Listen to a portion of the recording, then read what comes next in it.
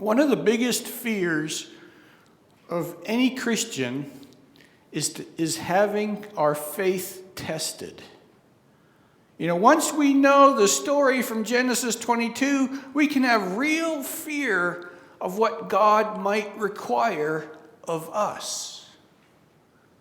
And then we ask ourselves, will I be faithful if God tests me beyond what I think I can handle? In Abraham's life, his faith tests were major. Now, we tend to be quite wimpy in comparison. The classic story of God telling Abraham to sacrifice his son is the ultimate example and the benchmark for what true faith and trust in God means. So let's break down this chapter and find something for us to hang on to. In verse 1, there is no doubt as to the purpose of God's demand of Abraham. It was a test. Verse 2 sets up the situation. Take your son, your only son, Isaac, whom you love, and go to the region of Moriah. Sacrifice him there as a burnt offering on one of the mountains I will tell you about. A couple of points need to be made here. God sends Abraham and Isaac to the region of Moriah. That would be a hilly region, and the tallest hill would be called Mount Moriah, which became the most important location in the world. Mount Moriah is where King David bought the threshing floor from Araunah the Jebusite in 2 Samuel 24. It is also the same spot where Solomon built the first temple. It is what we know today as the Temple Mount in Jerusalem. Mount Moriah is where sacrifices to God would be made and where Jesus sacrificed himself for all people, for all time.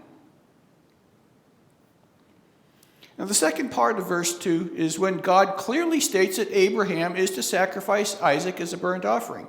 And this is the hard part. How could God demand such a thing? I find it interesting that in verse 3, the very next verse, Abraham is packing up for the trip. There isn't a word about Abraham questioning what he just heard. He doesn't debate with God about this.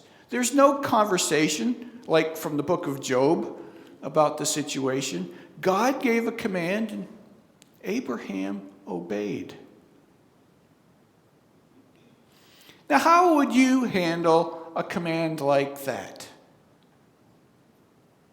Let me throw out some if God scenarios.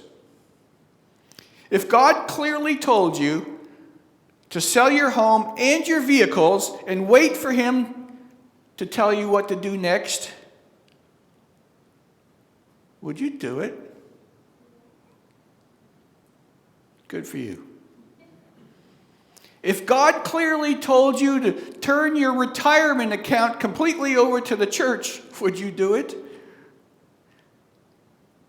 If God told you, well, those of you that are still working, to quit your job and go to seminary, would you? If God told you to pack your car and head north with no information other than that, would you do it? Well, let's make it a little less extreme. If God told you to go to the coffee shop and read the entire book of Romans out loud, would you?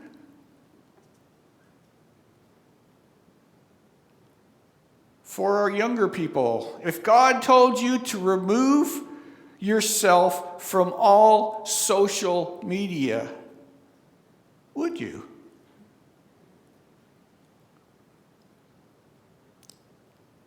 We're going to get a little squirmy here. Ladies, if God told you to shave your head and not wear makeup, would you? No.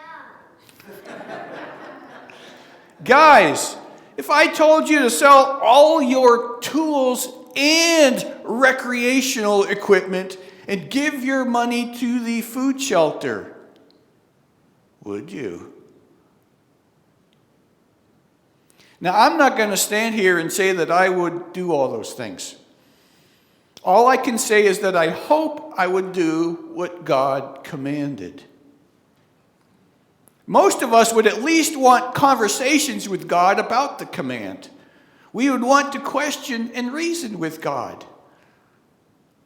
Not Abraham. He just did it.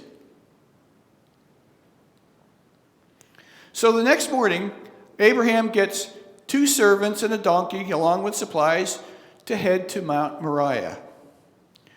Remember that they are down south at Beersheba, and so head north to Salem, which would later be called Jerusalem. And they arrive after 3 days at the foot of Mount Moriah. So they traveled 50 to 60 miles.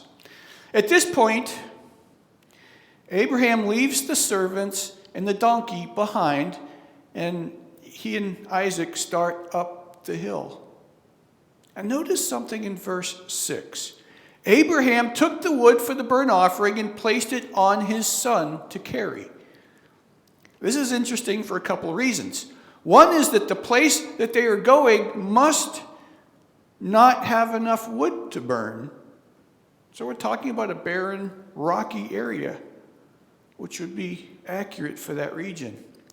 And second, Isaac is carrying all the wood. Now, most depictions of Isaac are as of a small child. I was online looking at classic paintings of this scene, and most of the Isaacs were quite young. How about that guy right back there? Yeah. But biblical scholars estimate that Isaac was at least 13 years old, maybe as old as 25. Now, Abraham is carrying the fire, which was most likely an oil lamp, and he was carrying a knife. Isaac is obviously thinking things through as they hike up this mountain. He asks his father where the lamb is for the sacrifice. A normal question. They're carrying the wood. Dad has the flame source and the knife, but not a sacrificial animal. Abraham simply replies that God will provide. And God lets Abraham know that they arrived at that spot that he wanted them to be, and Abraham builds an altar. This would have been a large pile of stones with wood put on top, arranged flat to hold the sacrifice. And another interesting thing happens here. In verse 9, Abraham bound Isaac's hands and laid him on the altar. Again, there is no discussion mentioned. Isaac had to be trusting his father as much as his father was trusting Father God. Can you imagine being Isaac at that moment? He must have realized that he was the sacrifice. He must have realized there's this father holding a dagger above his head, about to stab it into him. Now, how freaky is that moment? And that's when the angel stops him. Verse 12 says, "Do not do anything to him. Now I know that you fear God, because you have not withheld from me your son, your only son." Up to this point, Abraham has been mostly faithful.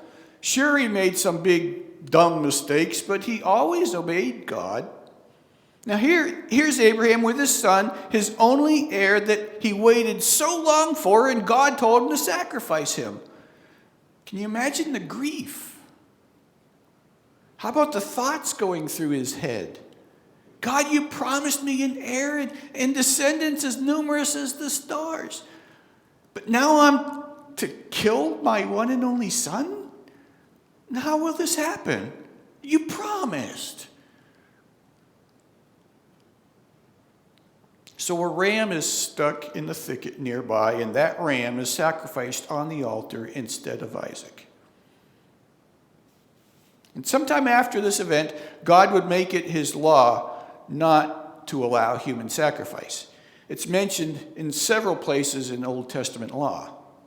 Human sacrifices are not a part of God's nature. And why would God demand this in the first place? I don't think it's complicated. First off, God wanted to make sure Abraham himself knew that his trust in God was that strong. But secondly, and actually more importantly, he wanted to make an example for those that follow later. A father sacrificing his son is such a strong emotional act of love and devotion to God.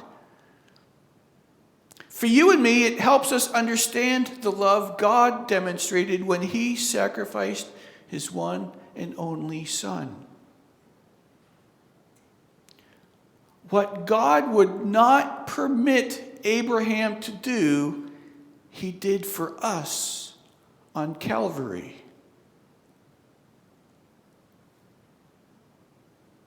Think of Calvary as the altar of Calvary. When we understand Abraham's anguish, we better understand God's anguish. And here's something important. Faith isn't realized until it's acted upon. I would dare say that most self-described Christians in our country today would not be willing to act upon their so-called faith. As it was stated in the Teacher's Bible Commentary, faith is not just a nice attitude about God. It is submission to his will. To will it in the heart is not enough. The act is the ultimate test. The act is the ultimate test. Romans 5:8 says, "But God demonstrates his own love for us in this: while we were still sinners, Christ died for us." Do you see the significance? We were not yet family when Christ died for us. We were literally strangers. But he went to the cross anyway. Would you die for a stranger? Would you sacrifice your child for a stranger? God did. The act is the ultimate test. Let me be clear. God is not going to demand of anyone to sacrifice another human being. It is not in his character. But he will put you to the test.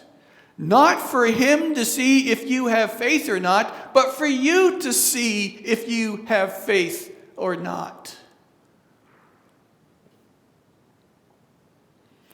The testing of our faith is for our purposes, not God's. When our faith is tested and when we pass that test, our faith grows.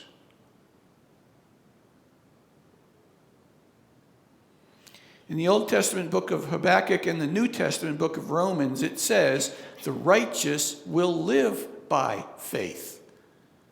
Now think about that statement.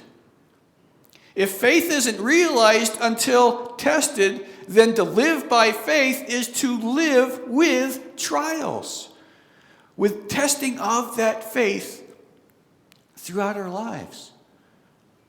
Successfully making it through the trials builds our faith. We come closer to God. If we avoid trials, we weaken our faith.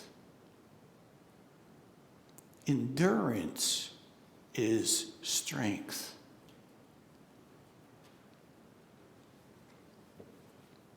In verse 15, the angel of the Lord called to Abraham again and said, "Because you have done this and have not withheld your son, I will surely bless you and make your descendants as numerous as the stars in the sky and as the sand on the seashore." And it goes on from there, but the point is that enduring faith is rewarded. Hebrews 11:6 says, "And without faith it is impossible to please God, because anyone who comes to him must believe that he exists and that he rewards those who earnestly seek him." James 1:12 has this promise for us: "Blessed is the one who perseveres under trial, because having stood the test, that person will receive the crown of life that the Lord has promised to those who love him."